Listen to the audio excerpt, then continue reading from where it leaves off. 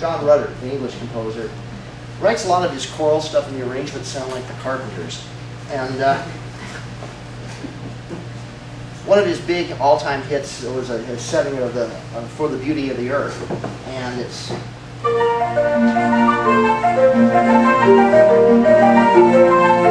like I said, Carpenters.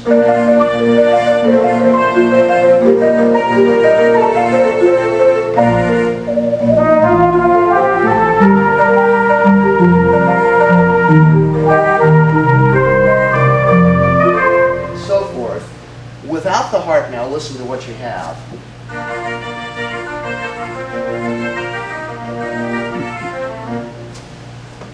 It's not as musically satisfying. Yeah, right.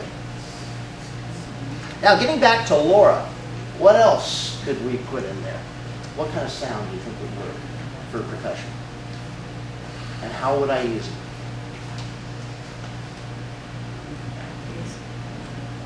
Tap cymbal or something in the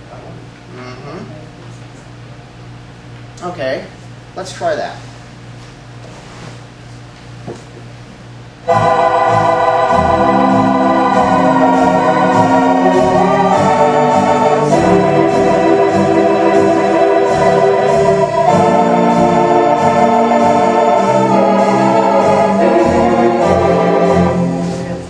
Does it work?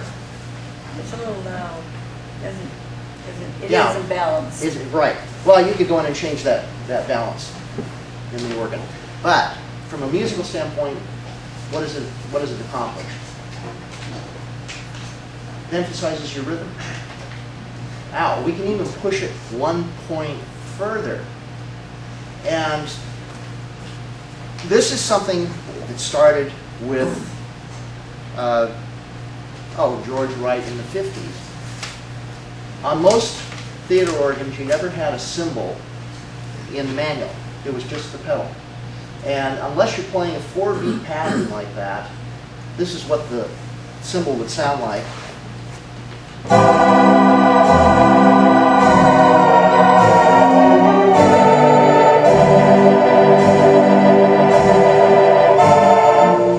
You know, how many times did you hear that kind of sound when you used to go to ATOS events? So by putting the cymbal now here on the left hand,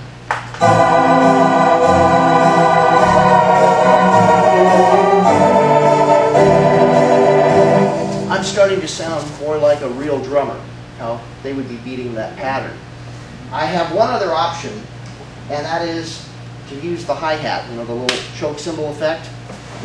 And in thinking it through, again, you have to, this is why listening is important. How does a drummer use that cymbal? That choke cymbal, is it on the beat or is it on the afterbeat? Afterbeat, okay. So then I can have this sound.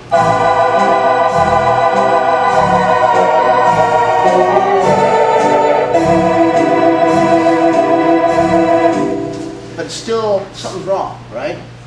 Because you still need to hear that cymbal tap on every beat. The choke cymbal just emphasizes the afterbeat.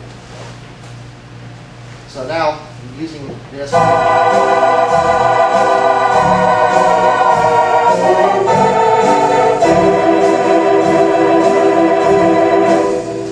Now here's an interesting psychological fact. Let's take the cymbal out of the pedal.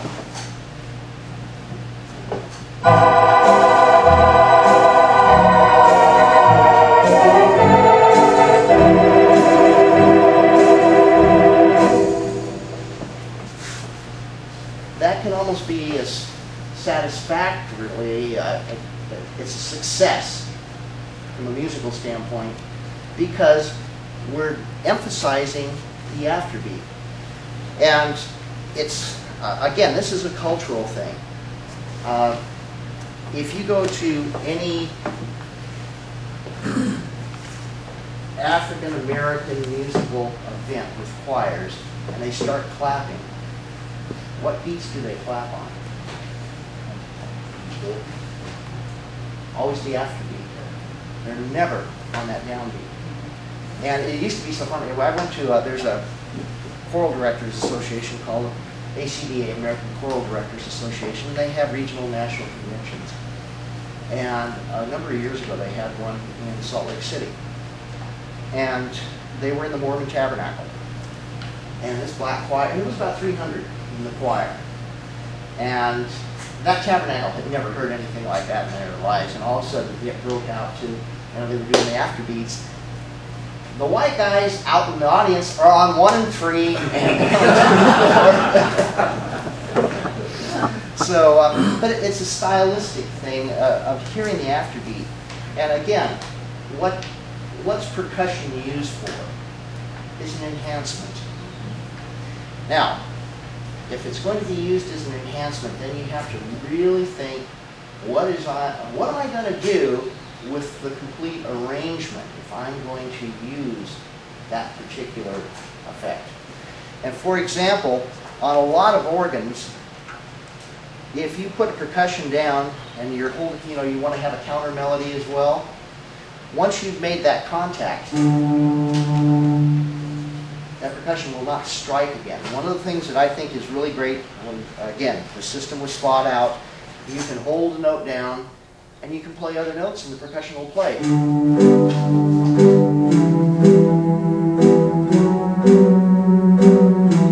So you can maintain the integrity of a rhythm pattern. It's not going to stop just because you want to add another element to the whole equation.